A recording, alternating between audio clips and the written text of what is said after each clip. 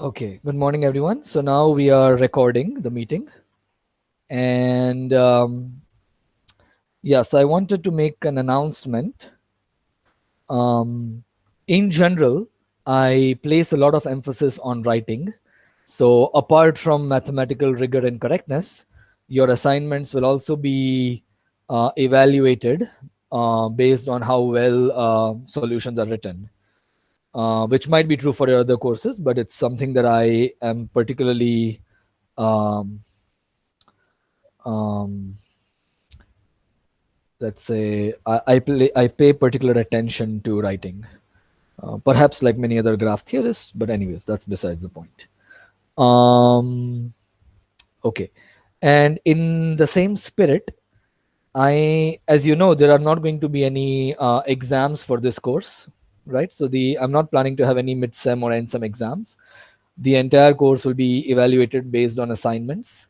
However, I have been thinking for some time, and I think I'm planning to have two different kinds of assignments. So the regular assignments will be, let's say, some 6 assignments, I'm thinking.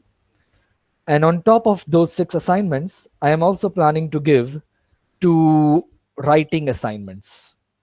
So in these assignments, they will be shorter in the sense that there'll be probably only one problem that you have to answer, but that one problem will take you several pages to write the solution to. So it will be a heavy, um, sort of a longish problem that will require more writing than usual. And for these writing assignments, I would like to propose that students can not only collaborate, but 2 students can submit one submission. So you don't need to write individually, but you can collaborate on the writing part as well. Um, but only for these assignments, only for these 1 or 2 writing assignments.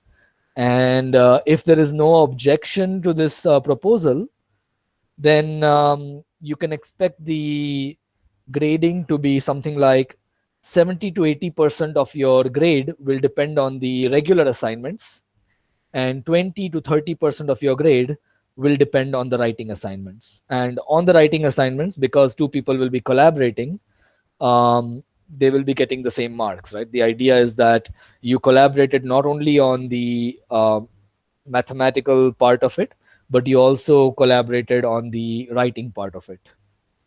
Okay, so that is a proposal I would like to make. And if anybody has an objection or you would like any kind of clarification, feel free to raise it now, or you can also write to me later in private.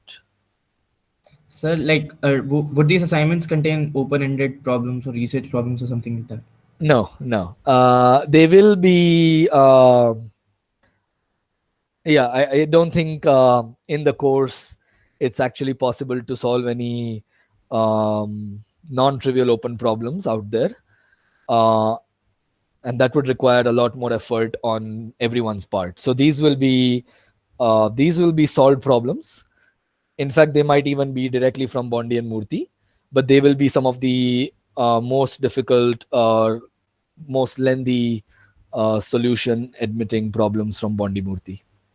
I'll actually probably give you an example today itself. I'll probably announce one of the writing assignment problems today itself, or in the next 1 or 2 lectures. But they will not be open problems. They will be solved problems. But they will be major achievements in structural graph theory. They will be important achievements that are already accomplished in structural graph theory. Any other questions or clarifications required?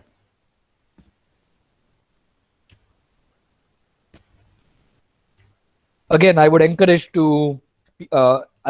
students to do this writing assignments in pair, so that you have lesser amount of work per person, but more importantly, you have somebody to review your own writing and suggest ways to improve it, so that the 2 of you together can make a better writing presentation, right? So that's the reason I would really encourage students to collaborate on these writing assignments. However, you're totally free to do it on your own.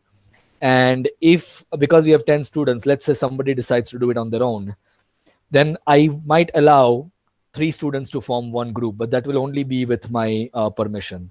I will not. I would not recommend making groups of 3 students. But if a particular student wants to collaborate and is not able to find a collaborator due to arithmetic issues, then I might allow them to collaborate in a group of 3. But I am hoping not to do that. So we have 10 students. So ideally, we should be able to form 10 students who are crediting the course. Auditing ones can do whatever they like. So ideally, we should be able to have 5 teams with 2 person on each 2 people on each team. Okay. Good. Okay, so if there are no concerns pertaining to that, then let's get started with today's lecture. Okay, so in the last lecture, we saw 2 applications of Menger's theorem. Well, we actually saw only one, which we proved Dirac's theorem, which says that in any k-connected graph, you can find a cycle containing any set of k vertices when k is at least 2. And I mentioned that Menger's theorem, edge version, can be deduced from the vertex version that we have already proved in lectures, right? And so what it says is that between any 2 vertices, the number of pairwise edge disjoint paths, the maximum number of pairwise edge disjoint paths is exactly equal to the minimum size of an edge cut separating those 2 vertices, right? And this you'll be proving on assignment 2 using the vertex version of Menger's theorem. Okay, and right. And I also mentioned this these inequalities, that the vertex connectivity is upper bounded by the edge connectivity, which is in turn upper bounded by the minimum degree of the graph, which is a minimum degree among all vertices. Okay, so this also you'll be proving on the assignment. Good. So, all right. So now I want to switch to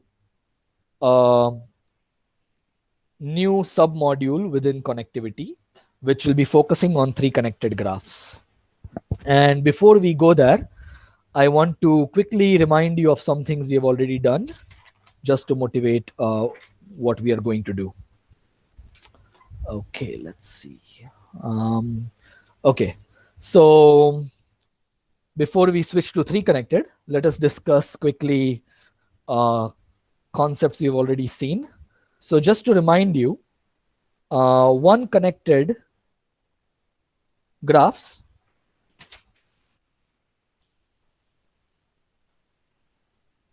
are the same as connected graphs, right?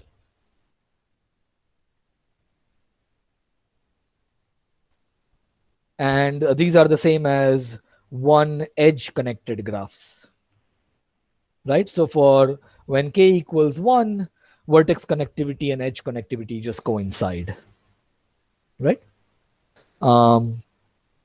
And what about 2 connected graphs?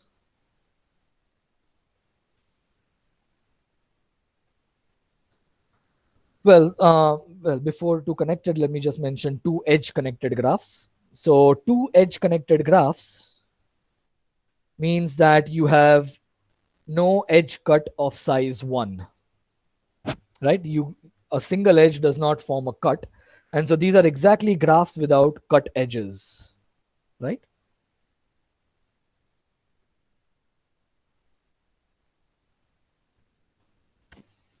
And in the same spirit, a 2 connected graph is exactly the same as graphs without cut vertices.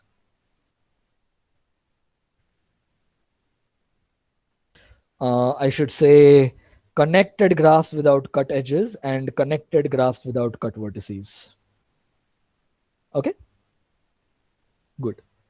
What I want to mention here is that we discussed the notion of a separating vertex. As soon as you see a cut vertex, you remember that there's a generalization called separating vertices, which basically takes into account graphs which contain loops. In particular, if your graph is loopless, then these 2 concepts are actually the same, right? These are the same for loopless graphs, right? And so if you are dealing with loopless graphs, then two connected graphs are exactly the same as non-separable graphs. In fact, in many graph theory textbooks, you won't even see a discussion of non-separable graphs. You will see a discussion of two connected graphs because they don't care about loops. Since I'm following Bondi and Murthy, I decided to stick to their terminology. But I want you to make note of this fact, because essentially what it means is that all of the theory that we have discussed for non-separable graphs, for example, ear decompositions, is also applicable to two connected graphs. They are essentially the same. For all practical purposes, these two classes are the same. And to make that precise, you just consider loopless graphs. Then these are exactly the same concepts. Okay? So the point is that all of the theory applicable to non-separable graphs, such as ear decompositions, is applicable to two connected graphs. Okay? Good. Okay. So for the rest of this lecture, we will actually restrict ourselves to loopless graphs.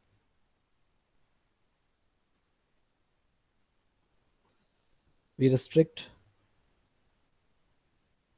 ourselves to loopless graphs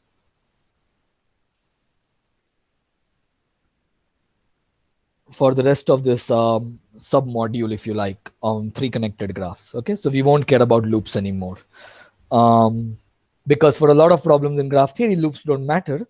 So let's just forget them for the time being. Okay.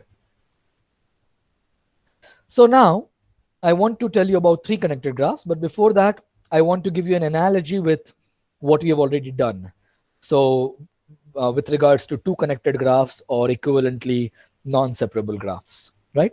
So what we have done when we were looking at non-separable graphs is we have seen two decompositions. We have seen the block decomposition and we have seen ear decompositions. And we saw an application of both of these decompositions in order to characterize the graphs that do not have even cycles, right? Hopefully everyone remembers that application, right? Good. So let's take one example just to think of these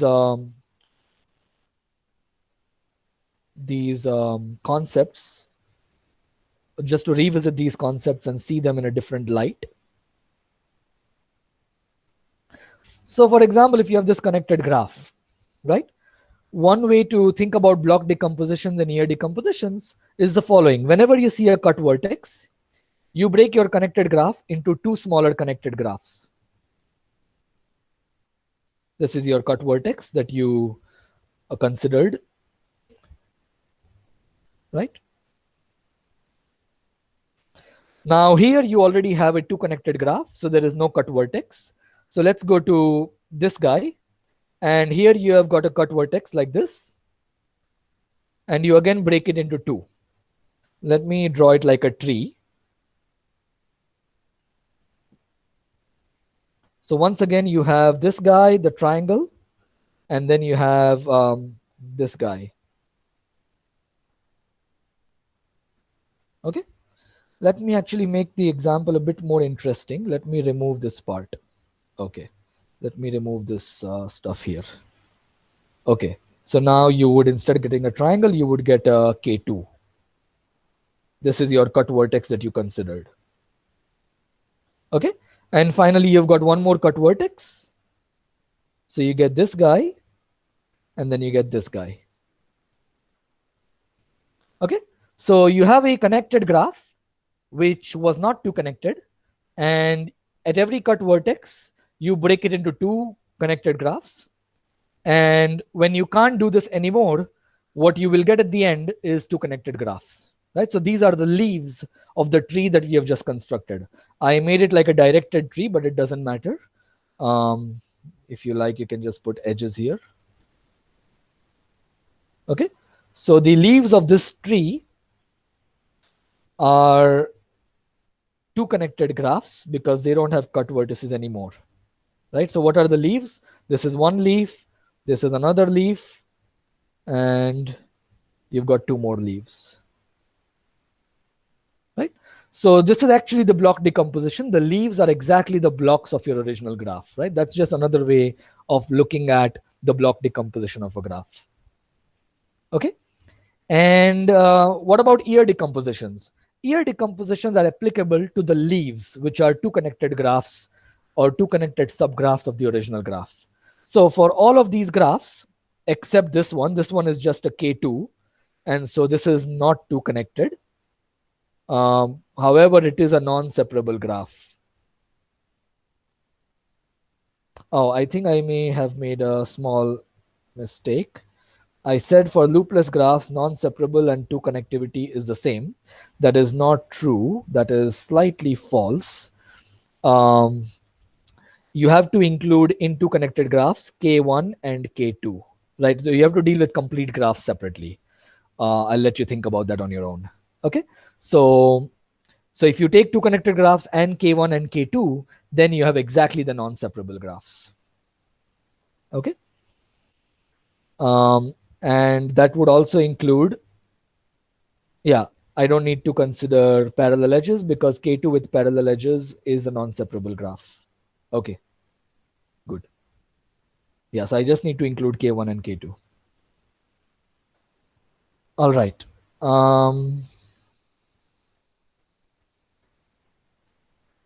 Yeah. Okay, so the leaves of this tree that we constructed, they are two connected graphs, or otherwise you might get a K2, assuming your original graph was non-trivial. If the original graph is trivial, it's a K1, then the leaf, then there is no leaf. Actually, it's just K1 itself, right? So that's not a very interesting case. But for any non-trivial graph, the leaves will be two connected graphs or K2, right? And when you have a two connected graph that is not just a cycle, you now have an ear decomposition of this. So now you can apply the ear decomposition theory to the leaves of this tree, right? So what is it that I'm trying to say here? The block decomposition is a way to break a connected graph into its maximal two connected components, right? These are the blocks of the graph. And then when you reduce a problem to two connected graphs, in order to deal with two connected graphs, you need an induction tool.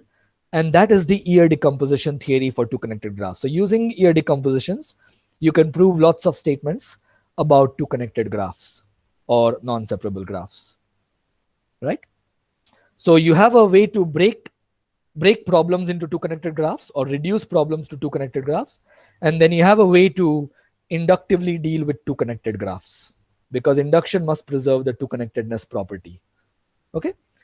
And what we are about to do next is we are about to do the same kind of thing for three connected graphs. Why? Well, one, because you can.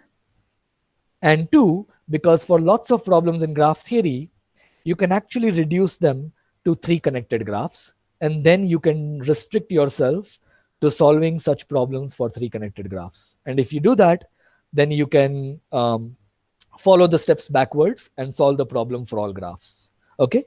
And on the writing assignment 1, you will be doing one such example. You will be solving one such example. And in plenarity, we will actually see an application of this theory during the lectures. Okay. So our next goal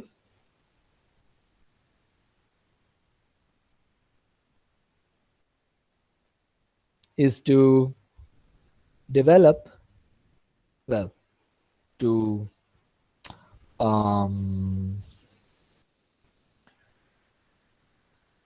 introduce, let's say, not to the world, but for ourselves, a similar theory for three connected graphs, right? So the first step is to see how we can break a given two connected graph, right? We can already assume that we have done the block decomposition. So now we have two connected graphs. So we will take a two connected graph, and if it is not three connected, then we will see how to break it into smaller three connected graphs. Okay. And so that is where we are heading now. Okay. So step one is to break a given two connected graph into three connected pieces. Okay. So let's do that.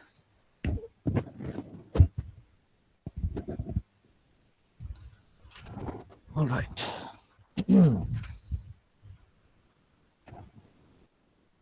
Are there any questions or concerns?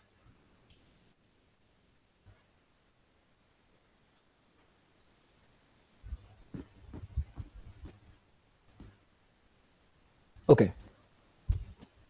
If not, then let's see an example.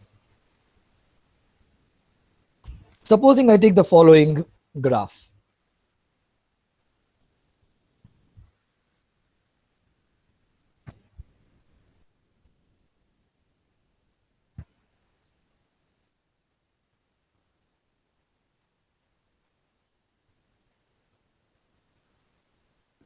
Okay. Now that is a two connected graph. You can see it quite easily. There is no cut vertex here. Okay. However, it is not three connected, right? And the reason it's not three connected is because I have a set of two vertices. I have at least one such set. I believe it might be the only such set here. Actually, it is not the only such set. I am sorry. Yeah. So this is a set of two vertices that disconnects the graph, right? So it's this is a two vertex cut. So the given graph is two connected, but not three connected. Okay. And so what you can do is you can try to break this graph into smaller two connected pieces. How would you do that? Well, a natural way to do that is it's similar to what we just did for cut vertices. Instead of a cut vertex, which is a one vertex cut, you now have a two vertex cut, right? So you would think that doing something similar might work. So you will do the following then, right? You will take this graph as one graph, and you will take this graph as your other graph, right? You would think that if you have a two vertex cut, then you would break the graph along this two vertex cut, and you will get smaller two connected graphs, right? What's the problem? Can anyone tell me what the problem is here with the way we did this breaking of the graph?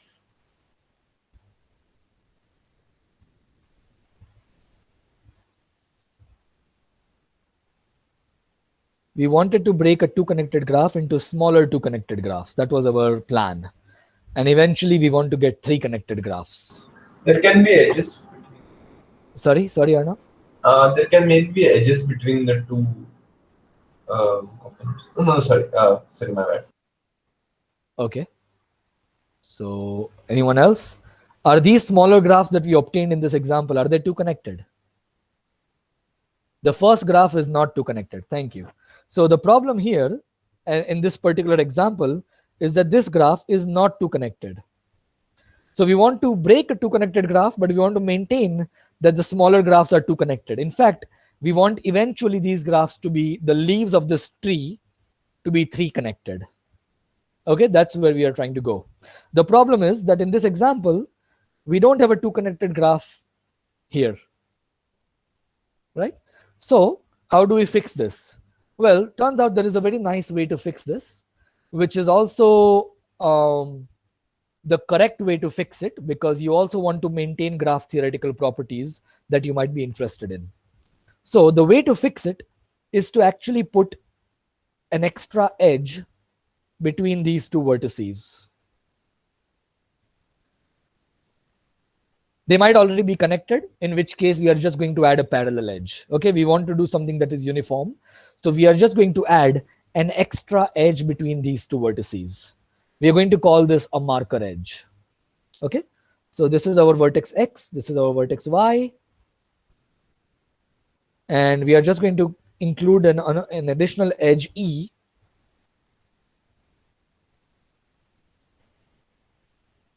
This is called a marker edge.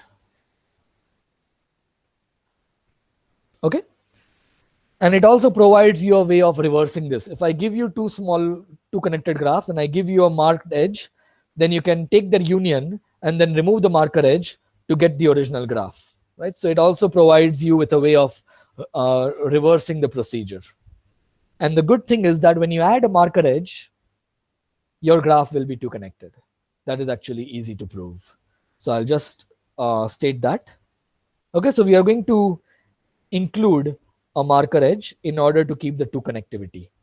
And another reason to include this edge is that many interesting properties like planarity that we will be seeing later, these are maintained or preserved when you include an additional edge. Okay, so we are going to do this. So let's now define some theory. Let's now put some definitions. All right.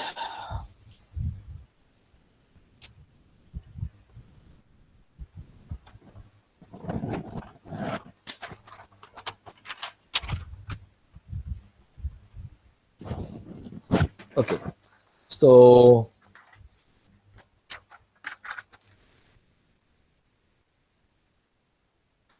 let's see. So we have a connected graph G. And let's say we have a two vertex cut in this graph.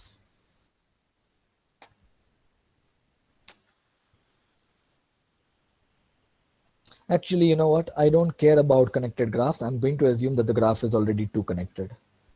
So I'm deviating slightly from Bondi-Murthy. I'm going to assume that my graph is two connected. And let's say you have a two vertex cut, S equal to XY is a two vertex cut of G, right?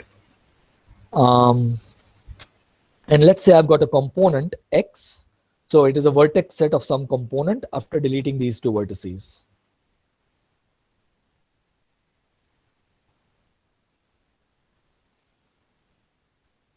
Right, so, right, okay. And now what I'm going to do is I'm going to consider this graph, which is the graph induced by S union X. So to give you an example, here, one of your components after deleting these two vertices could be this, let's say X, capital X here. Okay, and H would be the graph induced by S union X. So H would be our graph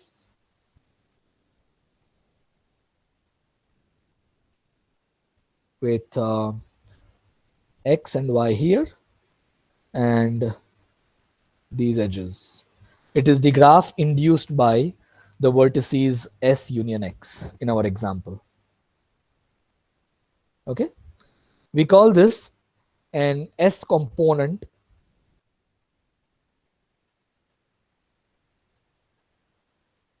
of the graph G. Okay.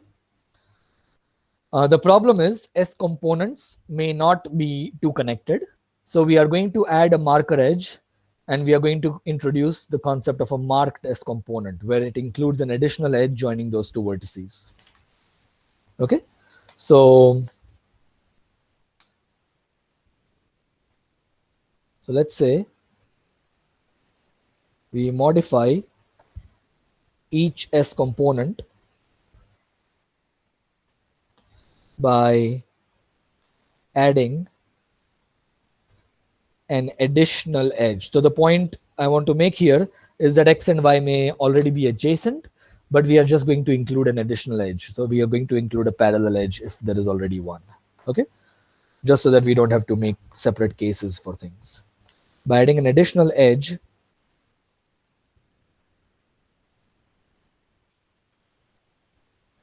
between X and Y. Okay. And after this modification, what we get is a marked S component, and the new edge we add is called a marker edge. Okay. So in our example, the marked S components are the two I have drawn here.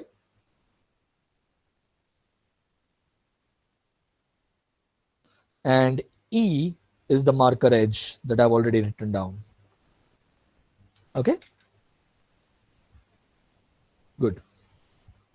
So the important point that I want to make here is the following theorem. To be honest, I don't know why they chose to call it a theorem, because theorem is reserved for things that are somewhat non-trivial to prove.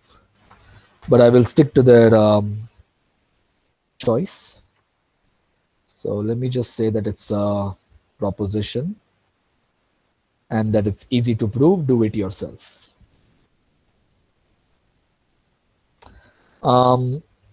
If G is a two-connected graph,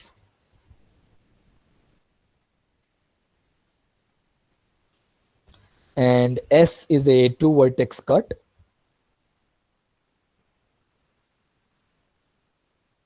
then the marked components are also two connected. Then the marked S components of G are also two connected. Okay. Good. And it's honestly quite easy to prove. I would suggest you can do it in two different ways. Either you can think about two connectivity from the point of a cut vertex. So the graph should not have any cut vertex. Alternatively, you can also think about it from the point of view of having two disjoint paths.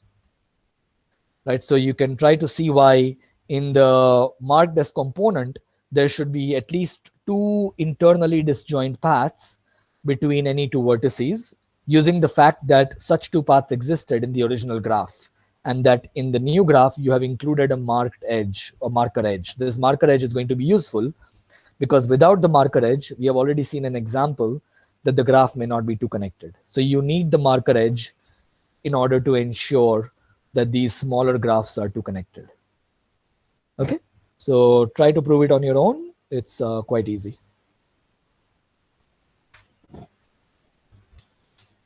Okay, good.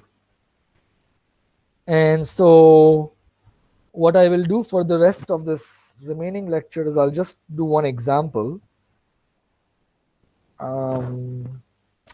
Well, to be honest, I'm choosing the exact example given in Bondi and Murthy. But I'll just show you one quick example of how we break a two connected graph into smaller three connected graphs. And then our next goal is going to be to develop an induction tool for three connected graphs. Okay, very similar to everything we did for non-separable or for two connected graphs. Okay, so let's just take one quick example. of a decomposition tree. So I won't write down formal definitions, but I'll just show you a decomposition tree similar to the tree we saw earlier, but that was with respect to cut vertices. So now we are going to do with 2 vertex cuts instead of 1 vertex cuts. Okay, supposing you have a graph G, which is 2 connected as follows. Okay, so this is your graph G. It's exactly the same example as is already given in Bondi and Murthy.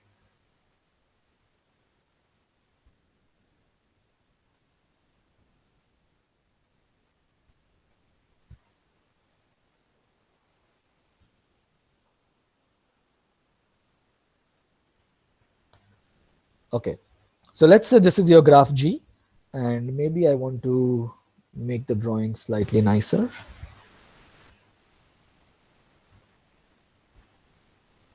Okay, so that's the 2 connected graph, but it's not 3 connected because you have 2 vertex cuts. Okay, so let's choose some 2 vertex cut. Let's say I choose this 2 vertex cut here. Okay, when I delete these 2 vertices, how many components do I get? Can someone tell me how many components we'll get when we delete these 2 vertices?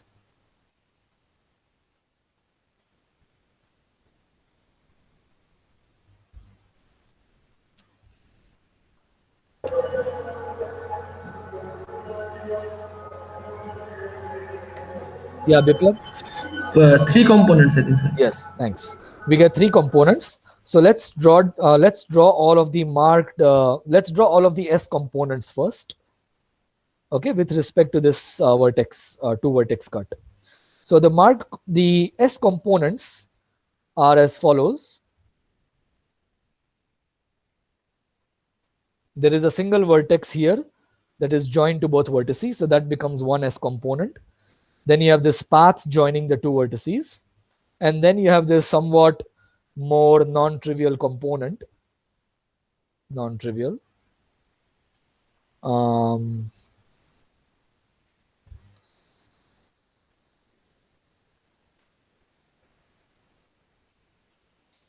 Okay, and yeah, I'm missing some more edges, and I get these 2 here.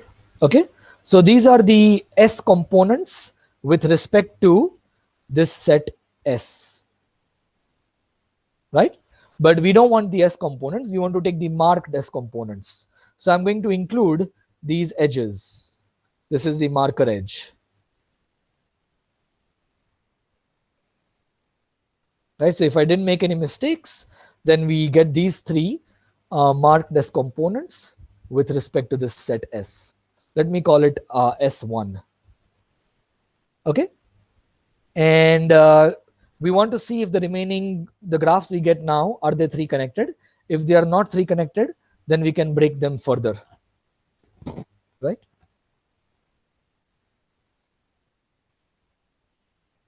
Let me just see if I made any mistakes. Okay, I want to make the exact example. So does it matter? I forgot 2 edges from the example. Okay, let me just make a different example. No, I think this example is more interesting. Okay, so there are 2 edges that I forgot. So we will get those 2 edges as well. Okay, good. All right, so now this graph here is K4, which is 3 connected. In particular, there are no 2 vertex cuts to break this graph further. This graph here is a complete graph, which means it has no vertex cuts at all, but it is not 3 connected, right? Just in the case of block decompositions, you could get K2s, which are not 2 connected. In the same way here, you can get complete graphs on 3 vertices. Okay, so you can get a K3 or a C3, however you call it. Okay. And now if you look at this graph here, this is not 3 connected. And it's also not a complete graph. In particular, it has a 2 vertex cut. So here is a 2 vertex cut. So now I can choose this as my S2, and I can get marked S2 components using this one. Okay, so what will I get? Well, I'll get the following. These are the S2 components.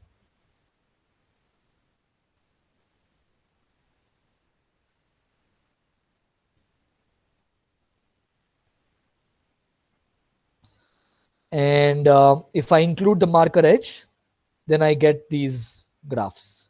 So this is my new marker edge, E2, let's say. And let me call these E1. Okay. So now this one is K33, which is in particular 3 connected. However, this graph here is not 3 connected because you have a 2 vertex cut.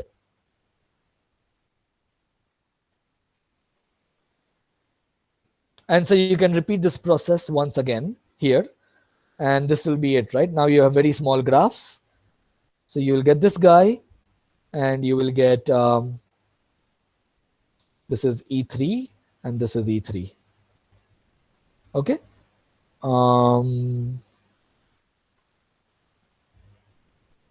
Oh, I think I forgot one edge in all these drawings. There is an edge here that I've forgotten to draw.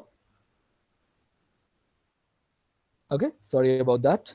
So if I include that edge, then okay, so this is actually a good example because now I'm adding an additional marker edge. I already have a 2 vertex cut where the 2 vertices are joined by an edge. So I'm adding an additional edge as per what we decided. Okay, so if there is already an edge joining the 2 vertices, we are just going to add one more. Okay, and now these graphs, they don't have 2 vertex cuts anymore, right? So you can get okay, so you can get K3 or C3 with multiple edges. So I'll just call this K3 star. It just has some multiple edges. Okay, and this is it. So this is your tree, and if you look at the leaves of this tree, you will basically get 3 connected graphs, and you might get some small complete graphs. In particular, because our original graph was 2 connected, the only possibility is to get a K3 with multiple edges. Okay, but we are not going to bother about that. That's just a phenomenon that occurs because the graphs are too small. So they're not 3 connected, but they are just very small leaves, let's say. And so these 3 connected graphs that we get, the 3 connected graphs obtained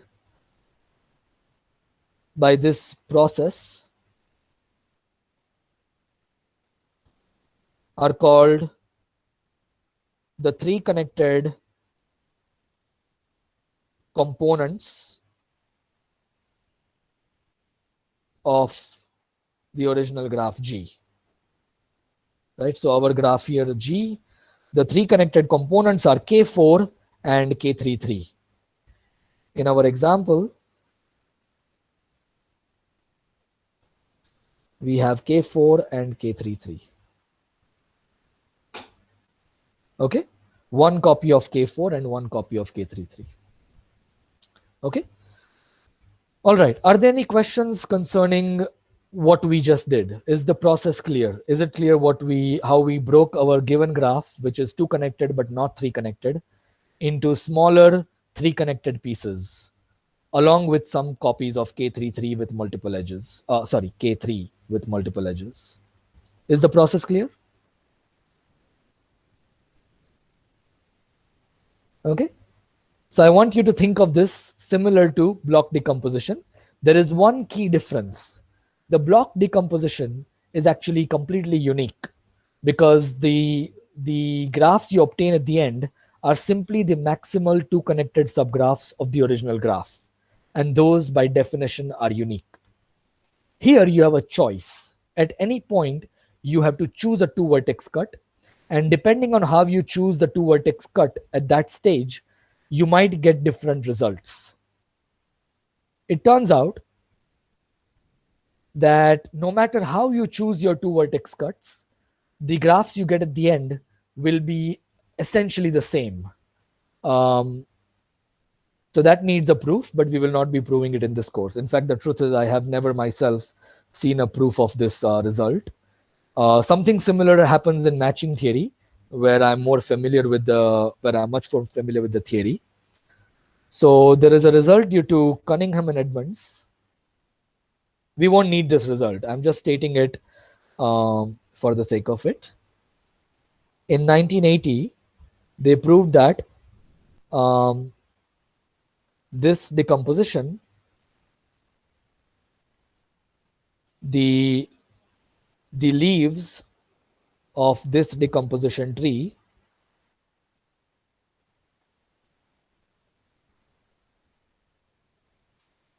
are uniquely determined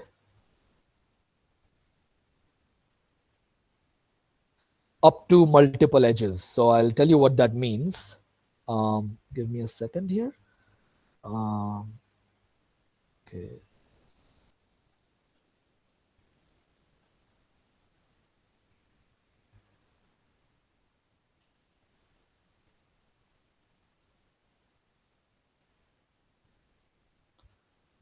Okay. So what happened in this case? In this case, we got a K4. It is a leaf of this tree. We got 3 copies of K3 with some with multiple edges and some without multiple edges. And we got a K33. So in our example, the leaves are K4, K33, and 3 copies of K3. 2 copies with a multiple edge, and 2 copies which are without one copy without a multiple edges. Okay, so this is what we got. What Cunningham and Edmonds result is saying is that no matter how you choose your 2 vertex cuts, you will get exactly these graphs. The only difference might be that you may have different number of multiple edges. So you might get a K4 with some multiple edges, or you might get a K33 with some multiple edges. But if you look at the underlying simple graphs, they will be exactly the same. So no matter how you choose your cuts, you will get 1 K4, 1 K33, and 3 copies of K3 as the underlying simple graphs at the end of your decomposition. Okay, so no matter how we choose these 2 vertex cuts, the underlying simple graphs will be precisely K4, K33, and 3 copies of K3.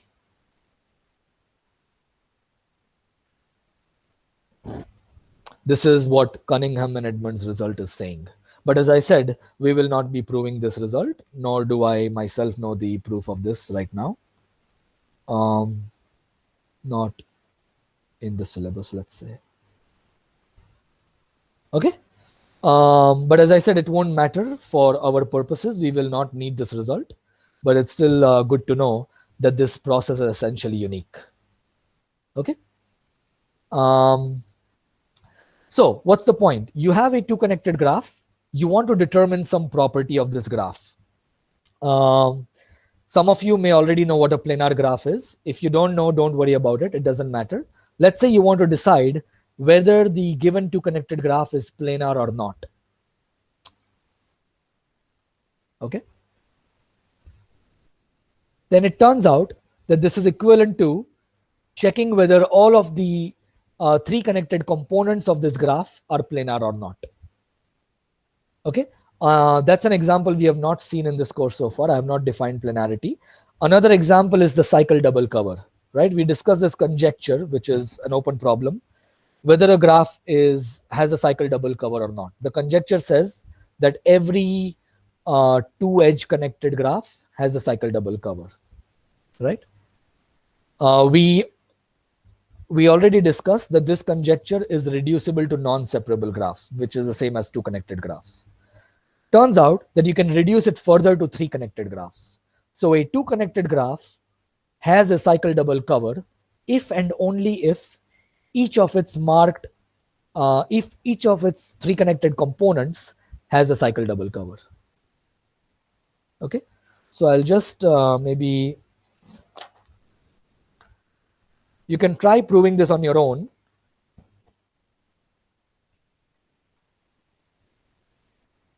This is exercise 9.4.2 from Bondi Murthy. Try it yourself. G is a two connected graph. And let's say you have a two vertex cut, S. Then prove that if each marked S component of G has a cycle double cover, CDC, then G has a cycle double cover. Okay, and what this means is that, so I think the other direction should also be true. If the graph has a cycle double cover, then each marked S component also has a cycle double cover. I'm pretty sure you can prove both directions, although maybe the other direction is simpler, which is why they didn't ask the proof of it. Okay, the point here is that the cycle double cover conjecture needs to be proven only for three connected graphs.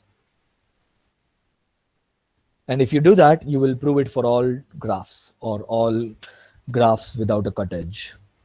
Okay? Good. So that's all I want to tell you about breaking a given two connected graph into its three connected components. The other part we want to discuss next is the step 2, which is going to be an induction tool for three connected graphs. So I'll just state it and we will continue from Thursday. So step 2 is induction tool or a generation theorem for three connected graphs. We will be spending at least 2, perhaps even 3 lectures on this part. And the writing assignment 1 will be an application of what we will be discussing, right? So you will be proving, you will be using this induction tool that we will be talking about in order to characterize a certain class of graphs. Okay? All right, so that is all for today. I'm here for another 5 minutes, so please ask any questions or concerns you may have.